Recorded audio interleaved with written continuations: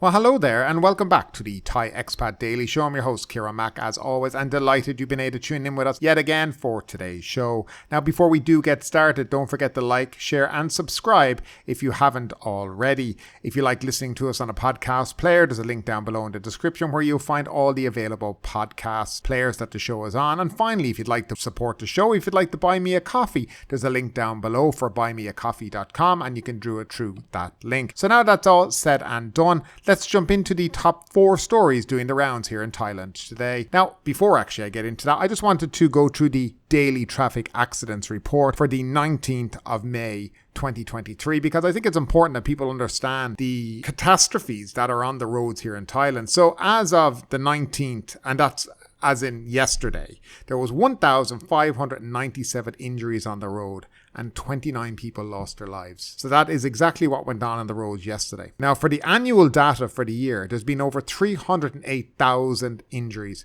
with 5,981 deaths this year. And that is far too much. So if you're on the roads, guys, if you're thinking of renting a motorbike, bear all this in mind before you do go out there, because it's very, very, very dangerous. But moving along, and let's jump into the first story of today. Indian tourists in road rage incident. A Thai cannabis vendor fought with an Indian tourist over a road rage incident in Pattaya last night. The man stabbed the tourist in the chest and put him in the hospital. The 25-year-old man, Mr. Nantawat Siramarat, was promptly arrested by Pattaya police after stabbing the Indian tourist, only identified as Mr. Gulshan, aged 25, below his left chest. The violence took place last night on Soi Pattaya 16 in the Nongpru sub-district. Pattaya police and Sawang Borabon rescuers rushed to the incident site to aid the injured Indian man and arrest Mr. Nantawat. The suspect suffered cuts on his right hand and bruises on his body. Law enforcement confiscated a knife believed to be the weapon used in the assault from him and provided him with first aid before taking him to Pattaya police station. The Indian tourist, on the other hand, was rushed to a nearby hospital by Good Samaritans before the authorities reached the location. Fortunately, his injuries were not fatal. During questioning with police, Nantawat said he was a cannabis vendor operating on Pattaya Walking Street. He said his vehicle grazed with the Indian man on the road and they both stopped their vehicle to talk, but the situation escalated to a physical altercation. Mr. Gulshan reportedly trampled on Nantawat's items that had fallen to the ground while they both fought. Enraged, Nantawat decided to draw a knife that he said was always in his pocket and stabbed the foreign tourist in the left chest. Local media interviewed an unidentified eyewitness and reported that the two men stopped their vehicles and suddenly started exchanging punches in the middle of the road.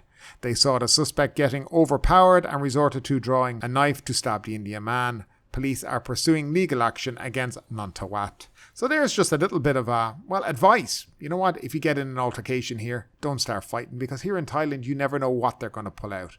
A knife, a gun, we've seen it in the past, or any kind of weapon that they might have in the car. So you know what? If something does happen and there is an altercation on the street, simply pull over to the side of the road and call the police and let them deal with it. But don't get involved yourself.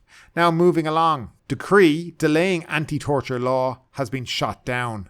The Constitutional Court on Thursday ruled by a majority that an executive decree postponing the enforcement of key provisions of the law against torture and enforced disappearances was unconstitutional. In its 8-1 ruling, the court said the decree, which sought to postpone the enforcement of Section 22 to 25 of the Prevention and Suppression of Torture and Enforced Disappearance Act until October 1 this year, violated Section 172 of the Constitution. The ruling was sought by a group of 100 former MPs in late February via the House Speaker, following concerns that the decree postponing the 4 sections could fall foul of the Charter. The Act was published in the Royal Gazette on October 25th last year and was set to take effect on February 22nd after more than 14 years of campaigning. It was hailed as a milestone in combating torture, ill-treatment and enforced disappearance in the country. However, the Royal Thai Police submitted a petition to the Ministry of Justice urging it to defer enforcing the law as to allow police and related agencies more time to prepare for its enforcement. The Royal Thai Police cited a lack of equipment, skills and standard guidelines as the reason for their petition, while further claiming that enforcement of the law under current circumstances would cause more harm. The Cabinet issued the executive decree on February 19th this year to delay enforcement of the 4 provisions, sparking an outcry from human rights groups. When a special House meeting was held to deliberate the decree, the session was cut short as government MPs decided to ask the Constitutional Court to rule on the validity. Opposition MPs who vowed to vote against the decree slammed coalition MPs for their move, saying it was a tactic to avoid the bill being voted down. During the debate, several government and opposition MPs voiced their disagreement with the delayed enforcement because the authorities concerned had been given 4 months to prepare after the law was passed by the House.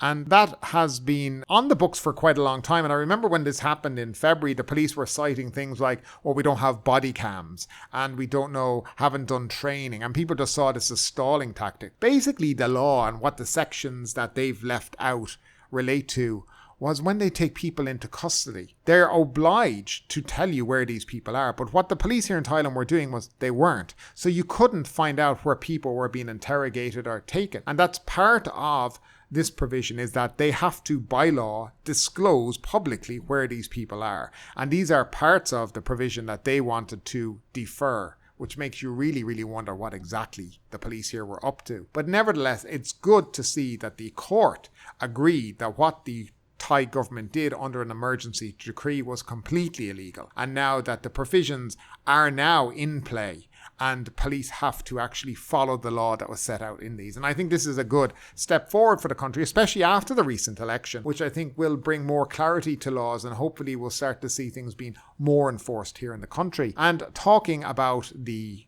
election, more senators back PETA's bid to be the Prime Minister. A bit of good news. A growing number of senators are rallying behind Move Forward Party leader Pita Limjaroenrat's bid for Prime Minister, citing the People's Mandate shown in Sunday's election and the Move Forward Party's increased chance of forming a government. Senator Satip Limpongpan had pledged support for a government coalition which manages to secure more than 250 House seats, or half of all the seats at stake. He joins at least 14 other senators reportedly gearing to back Mr. Pita's bid to become a Prime Minister. An MFP-led alliance has so far gathered 313 seats from 8 parties as it works to build a government bloc. The next step is to win at least 376 votes in the 750-seat parliament, which comprises of 500 MPs and 250 senators. To make up the shortfall, the alliance will need to tap into parties outside the bloc and senators. Concerns were mounting as the MFP had been fiercely critical of inter-bloc parties, calling them pro-dictatorship, as well as the coup-appointed Senate. But some members from the Democratic Party, which is not a part of the MFT-led coalition, have said they were lobbying to back Mr. Pita for the premiership in the spirit of preserving democracy. Mr. Satit said he had listened to the MFP's policies and found them to be clear enough to support. Senator Praprasi has also indicated that she would throw her support behind Mr. Pita's bid for the premiership. Wanchai Sorensiri, an outspoken senator, denied opposing Mr. Pita's bid, saying he was misunderstood.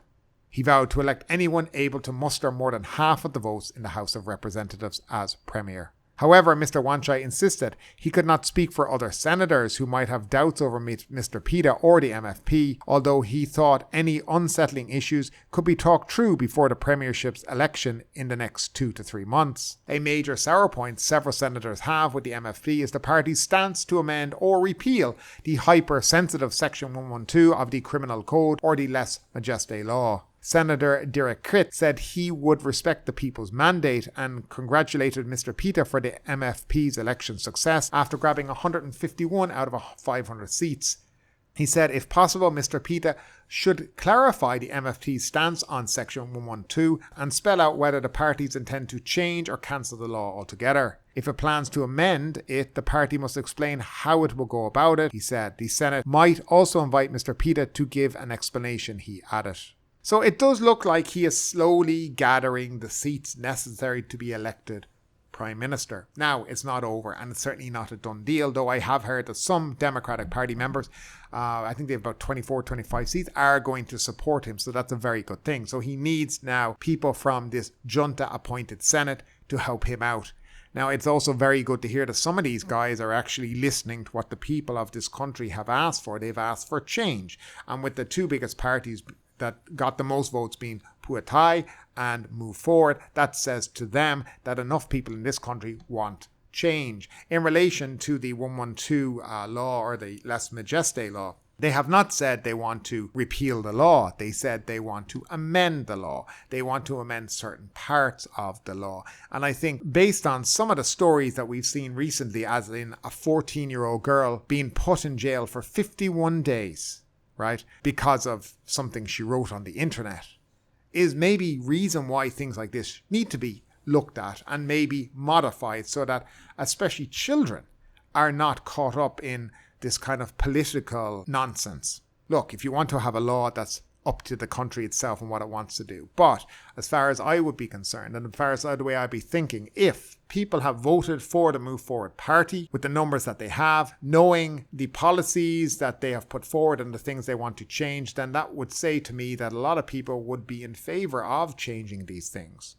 Of course, another way to do it would be to simply put it up for a referendum in the country and allow the people of the country to decide whether or not they want to amend, repeal, or keep it the same way as it is. Now, that to me would also be a sensible way to do things and give people, the people of Thailand, the chance to voice their opinion. But as I said, it is positive to see that there are some senators changing their mindset in relation to the leader of the MFP, whether, to vote him in as Prime Minister. I think, to me, he comes across as a highly intelligent guy. He comes across as a guy who loves his country, who wants to see his country change for the better, who wants to see it change from these old ways of doing things to being more modern and seeing a real future for Thailand. And I think that's what people bought into the election. And I do hope he does become Prime Minister, because I think we don't want to see the old status quo anymore here in the country. I think Thai people are sick and tired of it.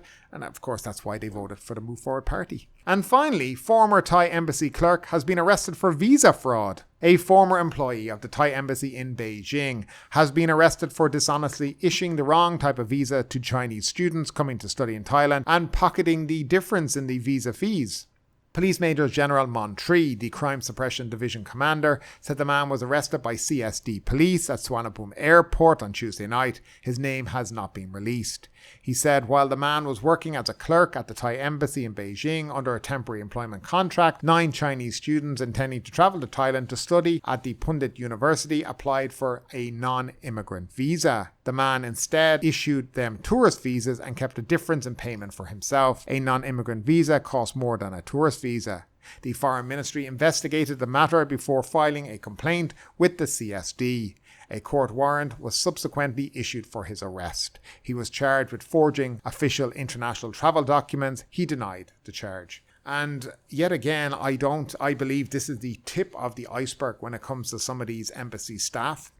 I know of instances over the last couple of months and friends, work colleagues and people like that who have gone down to various embassies, whether it's in Malaysia or other countries, where there is very, very strange things going on between visa agents and embassy staff, and what looks like some kind of a form of corruption taking place, where they're trying to deny visas to people with legitimate paperwork and who have the right to apply, and telling them that they'll need to pay extra fees to be able to get their visa. And I've seen this in 2 people I've known, or 2 people I know. So yes, I know what's happening. I think this kind of thing needs to be really stamped out, because I mean, it's not like it's happening in Thailand. It's now happening outside of Thailand, and I think it's a black stain on embassies around the world if this kind of thing is going on. And ambassadors in these embassies need to take a hard look and investigate what is going on and ensure everything in these embassies is above board.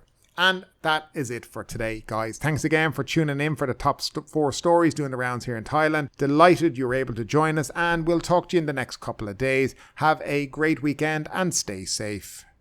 But ultimately, with this story or anything else that stood out to you today, I'd love to know your thoughts in the comments down below. Because yes, this is a news show, but it's also a conversation. Now keep that conversation going. Make sure you like this video, subscribe to the channel, share the video, and do all the good stuff that does help that YouTube algorithm. But ultimately, my name is Kieran Mack. You've been listening to the Thai Expat Daily Show, and we will see you next time.